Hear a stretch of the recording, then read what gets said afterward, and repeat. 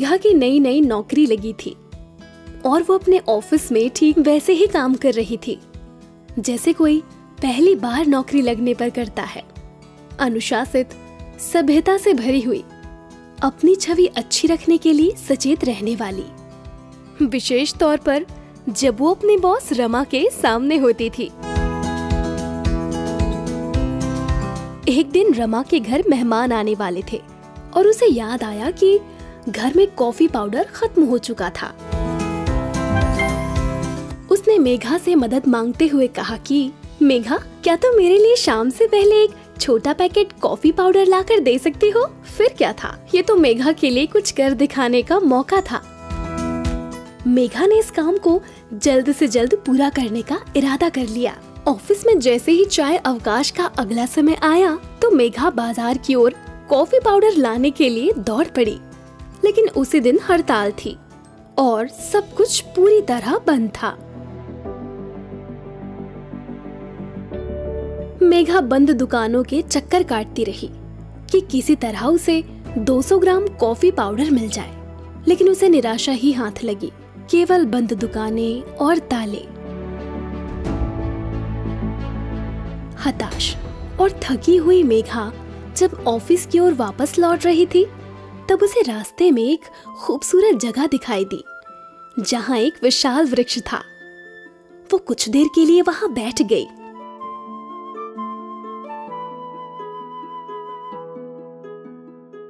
उसी समय उसे एक आवाज सुनाई दी, मेरी बच्ची, तुम इतनी उदास क्यों हो? मेघा ने ऊपर देखा तो वहां कोई नहीं था। अरे ये मैं हूँ, तुम्हारे ठीक सामने। फिर आवाज आई, कौन? मेघा ने आश्चर्य से पेड़ की ओर देखते हुए पूछा, जहाँ से शायद आवाज आ रही थी। मैं कल्प वृक्ष हूँ, हर इच्छा की पूर्ति करने वाला वृक्ष। दुख की बात ये है कि लोग सोचते हैं कि मैं केवल एक कल्पना हूँ, लेकिन आज ये तुम्हारा सौभाग्य से भरा दिन है।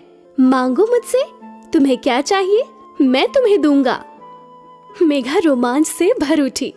उसको अपनी समस्या का सटीक हल मिल गया था। मेघा ने अपना दिमाग दौड़ाया और सोचा कि क्यों ना कुछ ज्यादा मांगा जाए। उसने कहा, क्या तुम मुझे इस दुनिया का सबसे अच्छा 200 ग्राम कॉफी पाउडर दे सकते हो? अच्छा रुको, मुझे 5 किलोग्राम कॉफी पाउडर चाहिए। बिल्कुल मेरी बच्ची, लो। और पलक झपकते ही मेघा के हाथों में शानदार सुगंधित ताजे कॉफी पाउडर का बैग आ गया। प्रसन्नता से झूमती मेघा ने कल्प वृक्ष को शुक्रिया कहा और आतुरता के साथ अपनी बॉस रमा की ओर दौड़ पड़ी।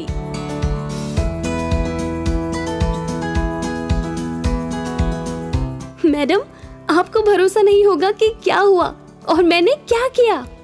मेघा की उत्तेजना देखकर रमा ने अपने सारे काम छोड़े और मेघा से कहा, शांति से बैठो और मुझे बताओ हुआ क्या। मेघा ने हड़ताल और बंद दुकानों से लेकर कल्प वृक्ष तक की सारी कहानी बता डाली। उसने गर्व से ये भी बताया कि कैसे उसने चतुराई से दुनिया का सर्वश्रेष्ठ कॉफी पाउडर, वो भी 5 किलो कल्प वृक्ष से मांग लिया।